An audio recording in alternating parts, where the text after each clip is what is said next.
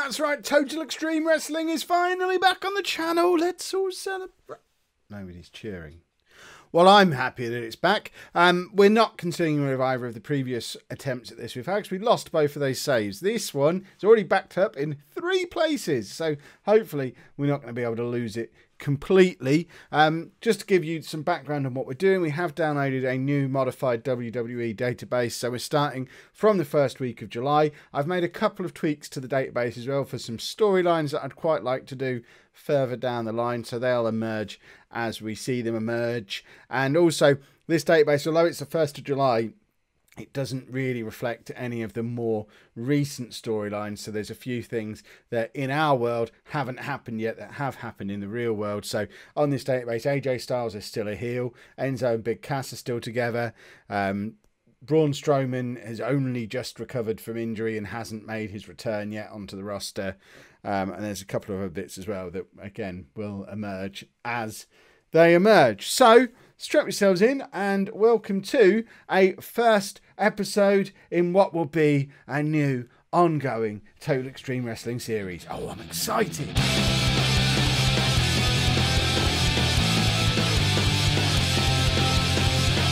Hello and welcome to part 1 of my Total Extreme Wrestling Let's Play. It doesn't even have a name this time. I was so keen just to get it started again. I'm Kev and it's Monday Night Raw, and we're kicking Monday Night Raw off with Vince McMahon out in the ring and announcing that Triple H has bought the company. So similar to how we started our very first Total Extreme Wrestling series on the channel, this is where we're starting with this one as well. Vince McMahon has sold the company, Triple H is taking over, and who's this we've got on commentary? JR and Jerry the King Lawler? That must be one of Triple H's first changes since assuming control of the company. That's rather splendid. The crowd are hot for this. Triple H and Stephanie both come across well with their good chemistry. Everyone's happy. We've got a strong start to our first Raw of the Triple H era. And Triple H's first order of business is to fire Vince McMahon. And he's actually going to be fired as well. As soon as this episode of Raw is done, I'm going to go into the database and I'm actually going to fire him. We're going to get him out of the company. We just don't need him in there. He's drawing a salary that we don't need to draw. Yes, he's handy because he's really over and we could use him to develop younger talent. But if I were Triple H, I'd get control of the company, then get the old fella out of the way, because it then opens some doors that were previously closed by some McMahon policies, all of which will become clear over the coming weeks on both Raw and SmackDown and in our new to be announced pay-per-view schedule, which we'll get to probably maybe tomorrow's episode, because second order of business, we've cancelled this Great Balls of Fire nonsense and it's actually going to be a SmackDown pay-per-view coming up first, forgetting the Raw one completely because we want a little bit more time to build some Raw storylines, and we're not doing a pay-per-view called Great Balls of Fire. That's just stupid. So Triple H has got the crowd whipped up into a frenzy. No one was expecting that. No one even knew he'd bought the company, and now he's fired the boss. So where on earth can we go from here?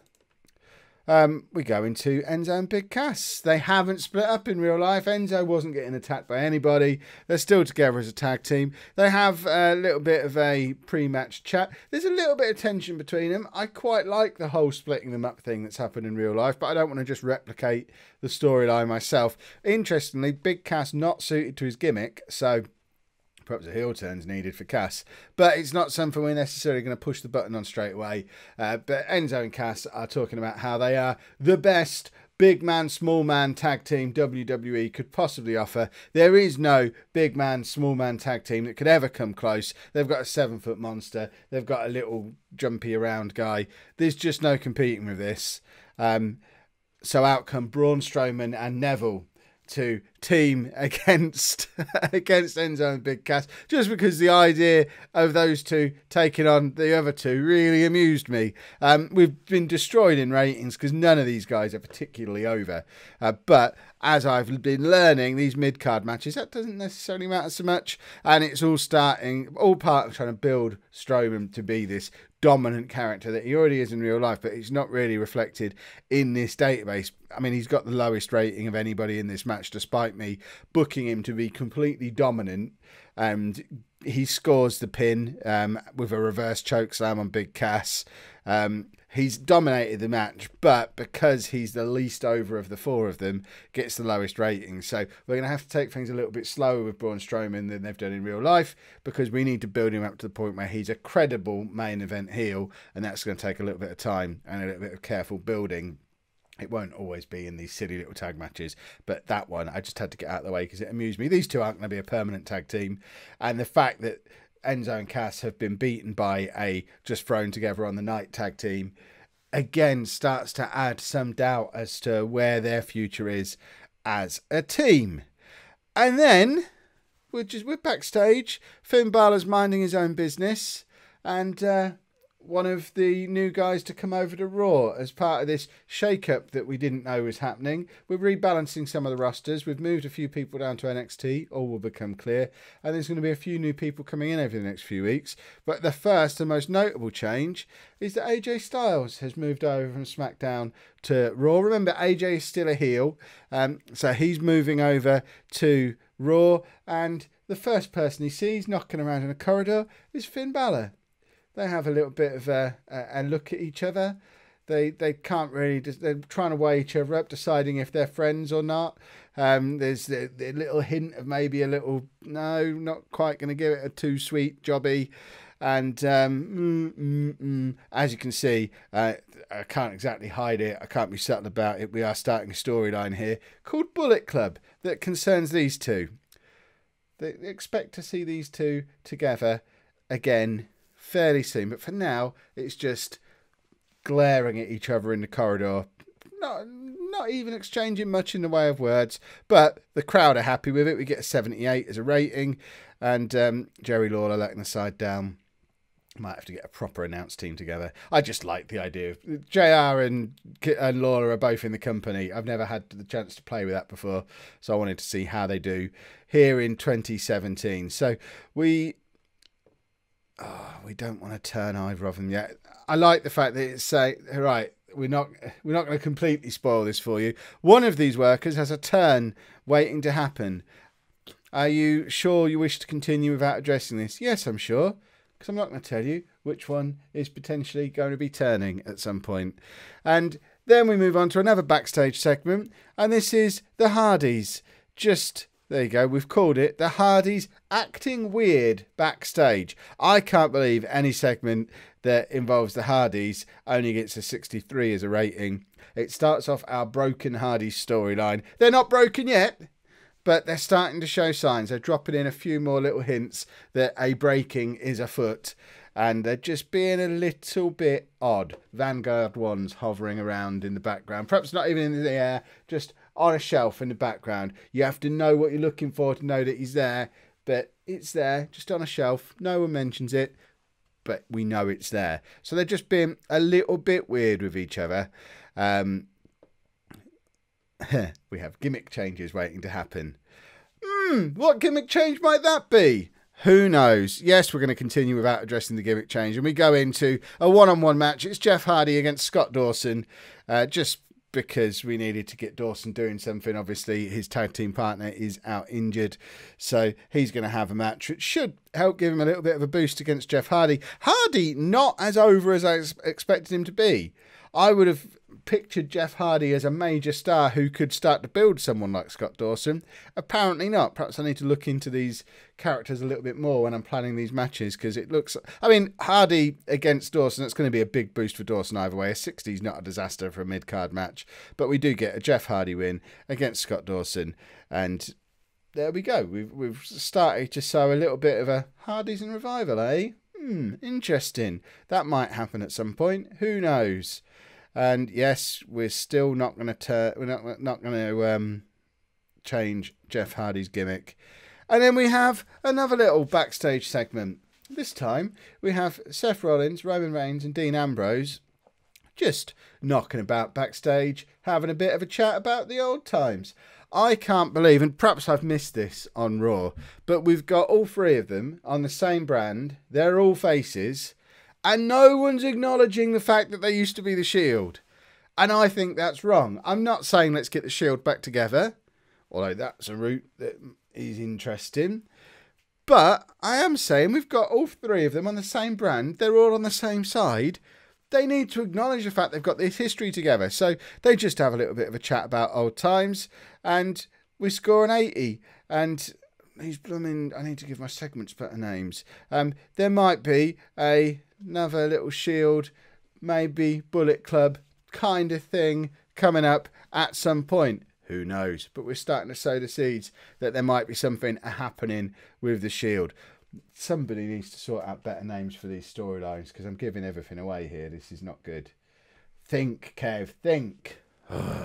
Right, move on into the next segment. And we have a brawl. Wow, we actually get a 100 rating on this segment. I mean, it has been the best thing, apart possibly from the ambulance the other week. It's been the best thing on Raw for ages when they had their brawl on telly. I did not expect it to go over as well as it has, though. We have a Brock Lesnar Samoa Joe brawl, because that's one thing that's going on in real life that I don't want to change, because Samoa Joe has been absolute gold, and that is very encouraging. The fact that we get a 100 rating for the two of them having a brawl. Paul Heyman did well. Samoa Joe's obviously going to get a massive boost off of a segment like this as well. I'm rather happy. They're going to be having their pay-per-view match at some point. Obviously, it's not happening at Great Balls of Fire now, because Great Balls of Fire is not happening. But there's definitely a Brock Lesnar Samoa Joe match in everybody's future. And we start off our Universal title storyline by doing it. And then we move into a little angle with Cesaro and Sheamus. Now, these two are still baby faces on this version of the database. That's one of the other changes that has happened that somehow hasn't carried over to this one. There you go. We're hinting at a potential heel turn, because I think we do need to turn Cesaro and Sheamus, and it's going to be part of a potential Broken Hardy storyline as well, because I think that's where it's going in real life, and I think they're doing it really well. And that's another one that I would quite like to replicate, but put a Kev spin on it. So it's just the two of them having a little bit of a chat, hinting at potential heel turns, but nothing's happening yet. We're just sowing the seeds. We don't want any massive surprise changes. We've already had AJ Styles turn up. We've already had Vince McMahon get sacked. We don't want surprise fatigue to settle into our first episode of Raw. So we'll just have the two of them together and hint that there might be turns in their future, but we're not turning them tonight. And then we have Cesaro and Sheamus versus Anderson and Gallows. We get, I forget who I booked to win this match. We get Cesaro and Sheamus winning the match, as they should. With Sheamus pinning Carl Anderson after a bro kick. It's Cesaro and Sheamus making their first defense of their WWE tag team titles. None of this Raw tag team titles and SmackDown tag team titles nonsense.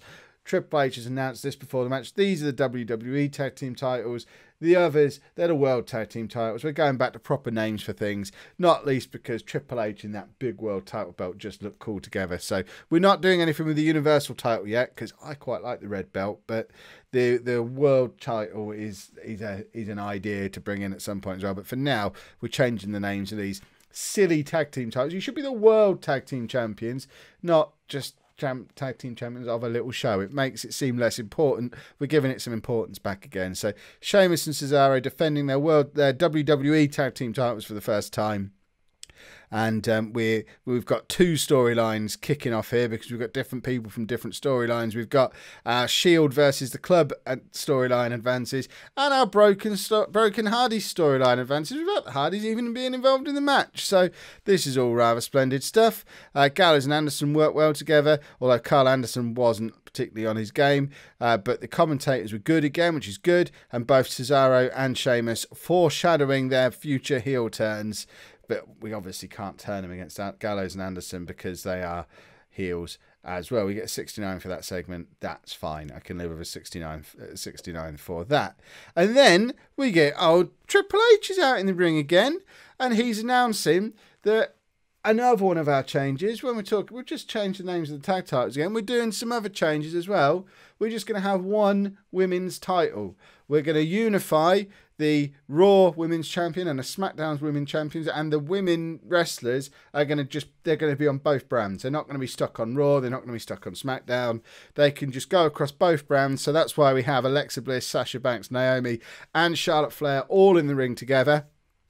We know there's going to be a unification between Bliss and Naomi in the near future, but Sasha Banks and Charlotte have both come out and said, whoa, whoa, whoa, whoa, whoa. If we're having a women's championship match, it shouldn't just be these two who are allowed to be part of it.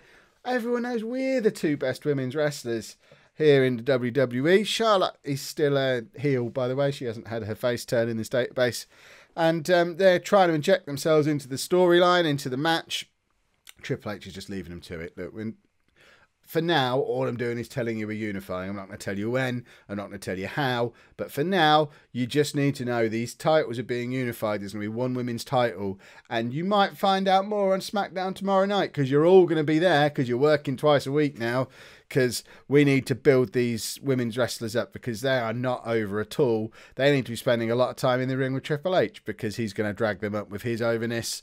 And we just need to get them wrestling as much as we can, get them mixing in with the more prestigious wrestlers as often as possible. And I think the best way to do that is to pick a handful of them. There's a handful of them there.